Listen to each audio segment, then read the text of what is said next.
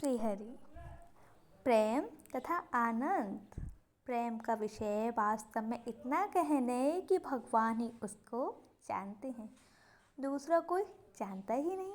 प्रेम का रहस्य अकथनीय है। गूंगा जैसे स्वाद का कथन नहीं कर सकता, उसी तरह प्रेम के रस का वर्णन करने में कोई भी समर्थ नहीं है। वह विषय रहस्यमय है, अद्भुत है। वास्तव में भगवान स्वयं प्रेम स्वरूप हैं, इसलिए प्रेम उनका साक्षात स्वरूप ही है। प्रेम और प्रेमी दो वस्तु नहीं है, एक ही है। इसलिए भगवान को प्रेमी अतिशय प्रिय है, क्योंकि वह उनकी आत्मा है। इसी कारण वे प्रेम करने वाले के अधीन होते रहते हैं। प्रेम से बढ़कर उनको और कोई चीज़ प्रिय है ही नहीं। भागवत प्रेमी। भागवत चिंतन से भागवत प्रेम का प्रादुर्भाव हो जाता है। जैसे लोभी मनुष्य किसी प्रकार रुपयों का त्याग कर सकता है नहीं, ऐसे ही प्रेमी भगवान के चिंतन का किसी प्रकार त्याग नहीं कर सकता। जैसे मछली जल के बिना तड़पने लगती है, वैसे ही भागवत चिंतन बिना भागवत प्रेमी व्याकुल हो उठते हैं। नारद जी कहते हैं, हम लोगों को प्रेम बटोरना चाहिए। जिस प्रकार रात दिन प्रेम की वृद्धि हो, वहीं चेष्टा करनी चाहिए। जिस पुरुष का भगवान में विशुद्ध और अन्य प्रेम है, वह मनुष्य देवताओं के द्वारा वंदनीय है। ऐसे पुरुष के दर्शन भाषण चिंतन से भी दूसरे पुरुष पवित्र हो जाते हैं। वे स्वयं तो पवित्र हैं ही, उस प्रेमी का हमसे वियोग हो रहा है, उसका कारण है कि हम प्रेम का तत्व नहीं जानते। जैसे ऐसे प्रेम की गंध भी प्राप्त हो जाती है, वह भी मुग्ध हो जाता है, अपने आप को भूल जाता है। ऐसे प्रेम की छाया से भी प्रेम में पागल हो जाता है। प्रभु की जिस पर कृपा होती है, वही इस प्रेम के तत्व को जान पाता है। जो उनकी कृपा समझता है, वही प्रेम को पाता है। भागवत प्रेमी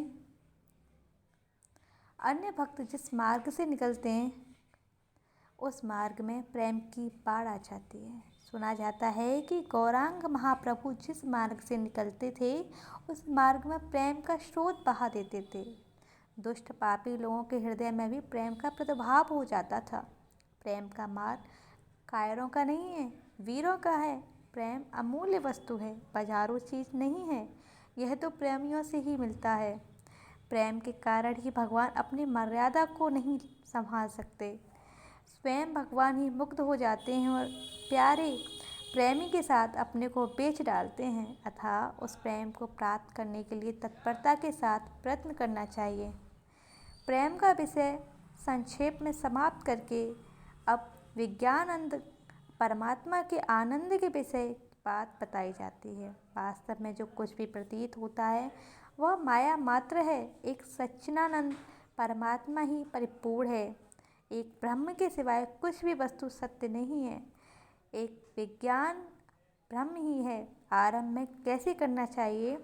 जब हम मार्ग में चलें, तब ऐसी धारणा करें कि विज्ञान बाहर भीतर परिपूर्ण है, नीचे ऊपर सब जगह आनंद ही आनंद है। जैसे भगवान गीता में कहा है, वह चराचर सब भूतों के बाहर भीतर परिपूर्ण है और चर अचर रूप भी वही है, और वह सूक्ष्म होने से अवेज्ञ है तथा अति समीप में और दूसरे में भी स्थित है।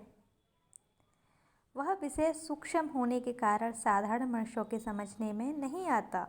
आकाश में जैसे बादल चल रहे हैं और आकाश उनके चारों तरफ परिपूर्ण है, ऐसे ही उस ब्रह्मांड के चारों ओर बाहर भीतर परमात्मा परिपूर्ण है।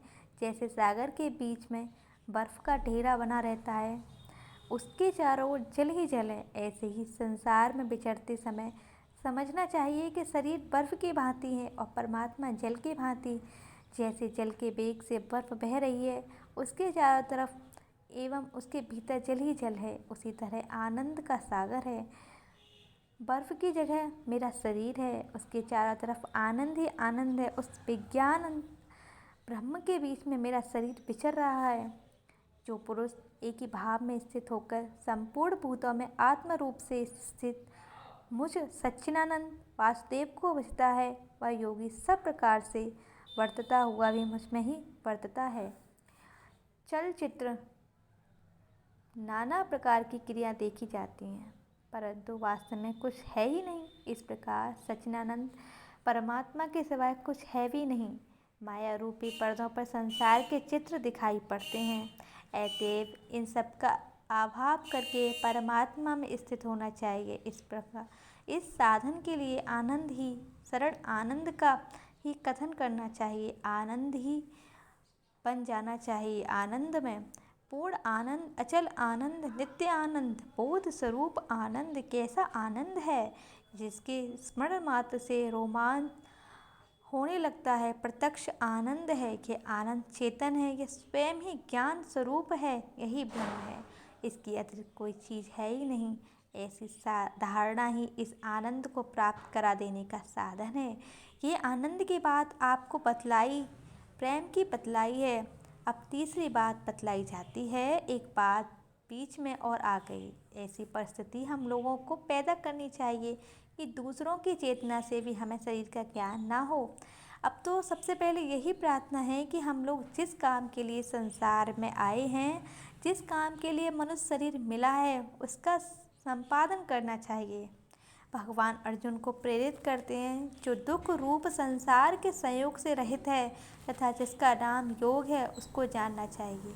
वह योग ना उकताए हुए अर्थात धैर्य और उत्साह युक्त चित्त से निश्चयपूर्वक करना कर्तव्य है। उस परमात्मा को प्राप्त करना चाहिए जिसके प्राप्त करने पर दुखों का अभाव हो जाता है। वैराग्य होने पर कटिबद्ध होकर भगवान को प्राप्त करने का प्रयत्न होता है। विलंब इसलिए होता है क्योंकि जब तक आपको उस रस का आनंद नहीं आता तब तक आप इस संसार के रस का आनंद ले रहे हैं। जब तक संसार के ऐश आराम त्याग नहीं करेंगे तब तक आपको उसकी प्राप्ति संभव ही नहीं। अतएव लौकिक स्वाद सुख से आपको मुख मोड़ना चाहिए। अपराम उपराम होना चाहिए। इनके त्याग के दो साधन मुख्य रूप से बताए गए हैं। ये है ही नहीं, इनको घृणित है। नाशवान समझने से भी हेय वृद्धि होती है। उस आनंद से अत्यंत घृणित है। हृदय जो त्याग है वही असली त्याग है।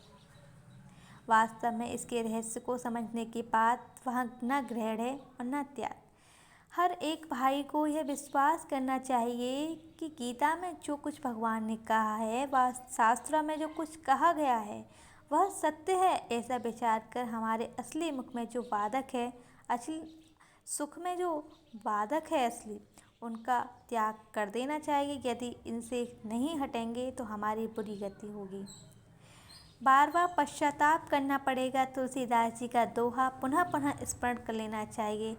जो न तारे भवसागर न समाज अस्पाई, जो कृत निंदक मदमती आत्महन अति गति जाई।